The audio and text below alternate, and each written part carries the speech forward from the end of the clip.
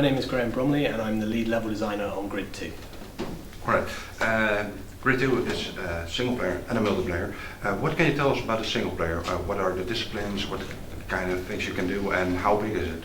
Oh, the single player is quite extensive. There's a good, really strong narrative story to it of you being a rookie racer, and in conjunction with an investor, Patrick Callahan, he's going to create a brand new racing league, which will take the best drivers from various different disciplines and bring them together in a kind of an MMA, a mixed martial art of racing drivers, to find out who is the best driver. Is it drift drivers? Is it circuit drivers? Is it street racers?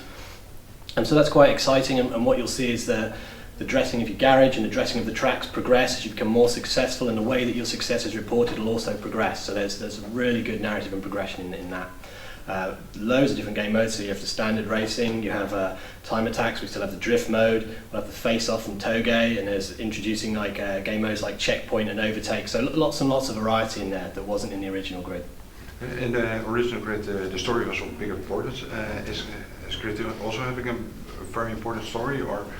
Yeah, I think actually the story in Grid 2 is improved. The narrative is delivered, I think, in a much better way. I think with Grid 1, you kind of had a very brief introduction, and then we're presented with a garage full of trays, and that, you know, there wasn't very much it was beat, raise and west, and that's as deep as the story went.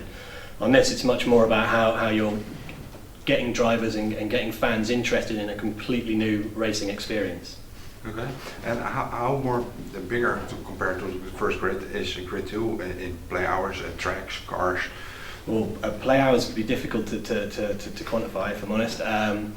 But track-wise, there are as many different locations. There are still 14 locations, and there are 93 tracks, so there are slightly more of those. And on top of that, we actually have the live route system, and every time you play one of those, you'll get a completely different track layout. It will be changing in front of you.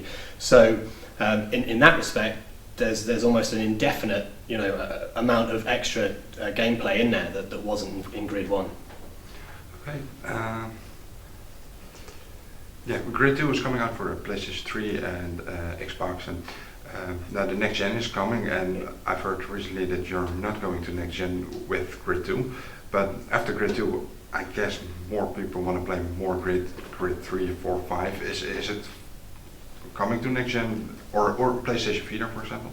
Oh, I hope so. I mean, I hope that people want to play a Grid 3, 4, 5 and keep me in work for a long time. But yeah, I mean, personally, I haven't had an awful lot of time to concentrate on next gen. We've just been focused on making sure that this game is the very best it could be, and that we're maximising everything that we can on the current platforms. But I'm sure once this one's come out and been released, yeah, we'll start having conversations about what's right for Grid 3 and how we can move the service forward and what we can do to expand the game. Another important part of the game is, of course, the multiplayer. What can we expect in the multiplayer? How big is it? What can you do online and that kind of stuff? Well, the multiplayer this time around is a completely separate experience from the single player, and almost unlimited in terms of the depth or the length of playtime that you can get out of it.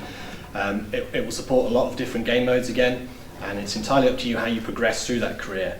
And in conjunction with our RaceNet service, you'll be able to kind of, on RaceNet, gain followers or fans as you race and are successful online, and that will be the metric that kind of measures where you are in the world and in the leaderboards, which will be changed to be weekly leaderboards, so everybody has a chance of being #1 in the world.